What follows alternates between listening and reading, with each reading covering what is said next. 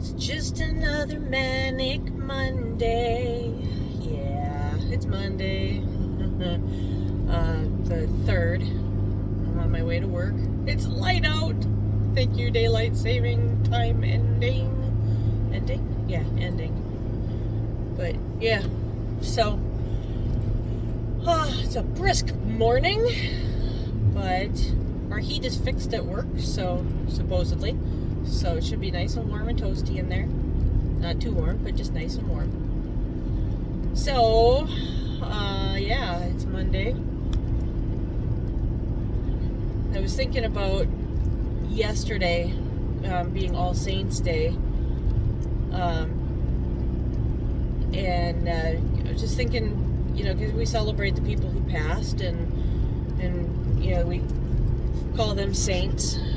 Obviously, they're not actual saints, done by the church, but I don't know, somebody who to me has always been right up there. I say she's as close to sainthood as possible as my grandma Louise. And I'm sure she's probably up there going, I'm not even close. But to me, she was the one that was very, she's the one that taught me about being caring, about compassion, kindness. Her favorite saying that the whole family knows very well is be sweet.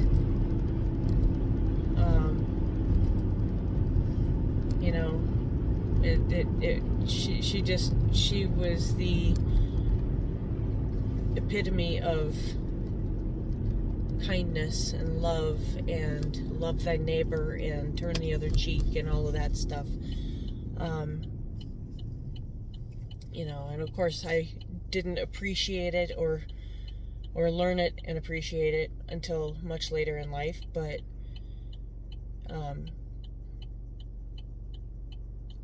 yeah, she was just the most amazing person in my life. And no offense to mom and dad or to my other grandparents or family, no offense to them. She was just an incredibly large presence in my life, and turns out that I'm following her footsteps, so to speak. She and I were roughly the same age when we ended up divorced. I have 2 kids, she had 3, but now I have a stepdaughter, so who I consider my own, so I guess now I have 3, just as she did. But she never remarried, and that was one non-parallel. Another one is that I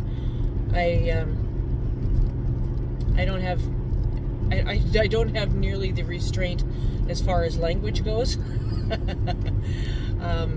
When she said heck, you knew you were in big trouble.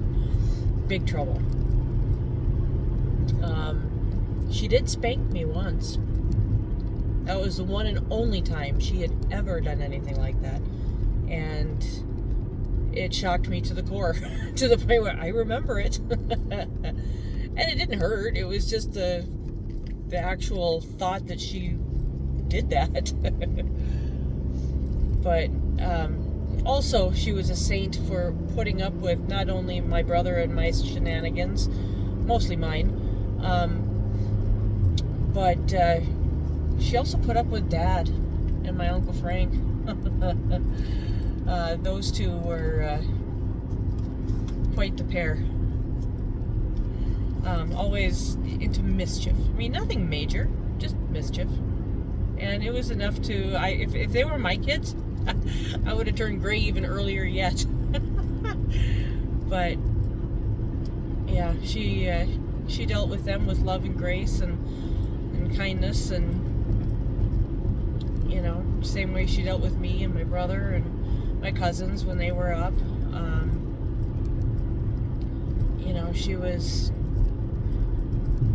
she was a beautiful force to be reckoned with, but at the same time with love and with grace. She was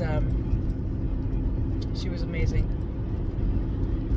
She was also a hearing specialist, and when she started the business, Dad kind of worked alongside her for a while. Started when he was a senior in high school. She started her business in 1964, and the way she came about that business is quite a story in itself, but that's for another day. Yeah, it's one of those things where it kind of fell in her lap, and she embraced it rather than saying So that was really cool.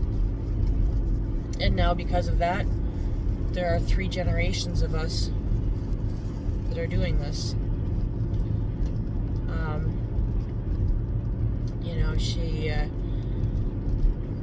She was a volunteer. She volunteered for everything. She was in Zonta, which is Women's International. She was in all kinds of business things. I'm sure she worked with the business. What do they call it? I can't even think of what it's called now. Not the Better Business Bureau, but the business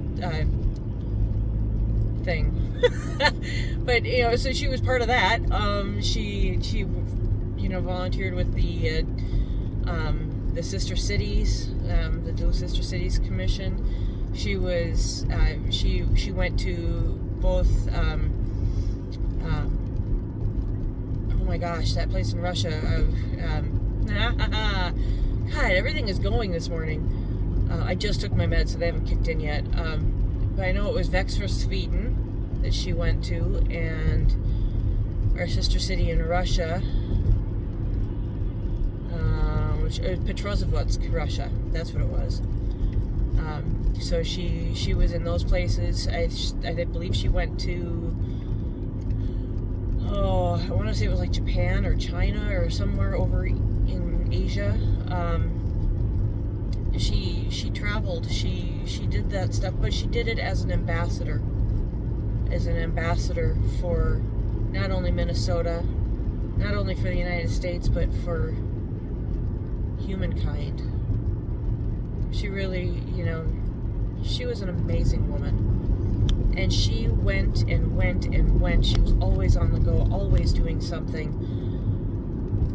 And when she finally had a moment to sit, she would lay on the couch with her feet up and have McNeil Lehrer NewsHour on. I remember that. She'd be watching the news, and she'd have her eyes closed, and she'd fall asleep, and she'd be doing this little thing with her lips. It was the cutest thing. I remember that. There's so many things that she did that were just precious. And of course, when you're, a kid, you don't really appreciate just how precious that is until it's gone.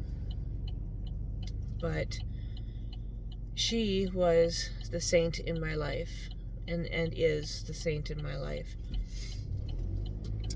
I try my best to emulate her as much as I can. I appreciate who she was, what she went through. She was a divorced mom of 3 at a young age, in her 30s. But in that time, she had, she was from Mobile, Alabama, so that's where all her family was. The family that she had up here was her ex-husband's family, and they helped her. They took her in. They helped her until she was able to get on her feet, and she got the house that she was living in. She bought that.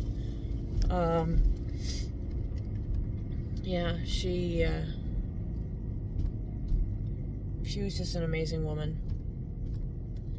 she did things when she did things for herself that most women at that time would not or could not.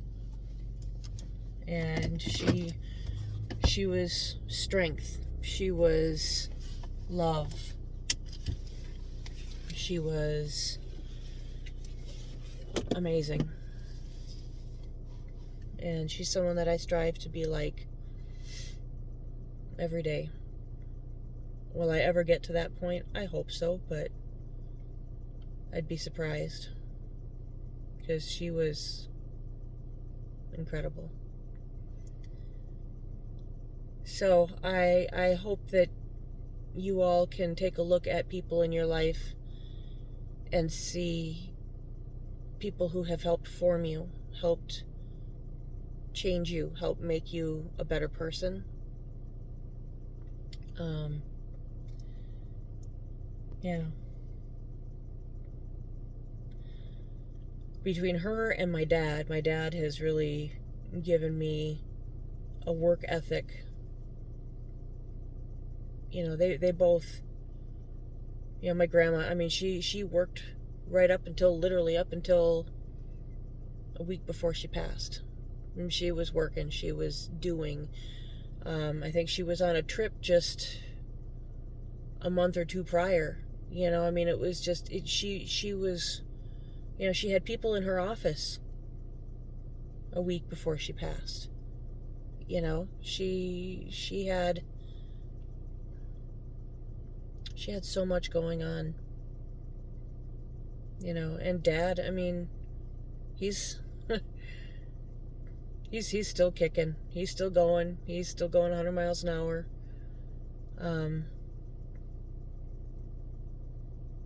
You know, he's going to be working forever. You know, and I think about that, and I think, you know, I mean, how many days was he sick? Or was he not sick, but, you know, not just not feeling good? How many days was he injured and still went to work? I'll never forget the day he broke his hip. Had surgery. Got home, and the next day, the very next day, drove his truck, his stick shift truck, down to work because he had to be there for his patients. You know, that's the kind of person he is, you know, and he got that from his mom.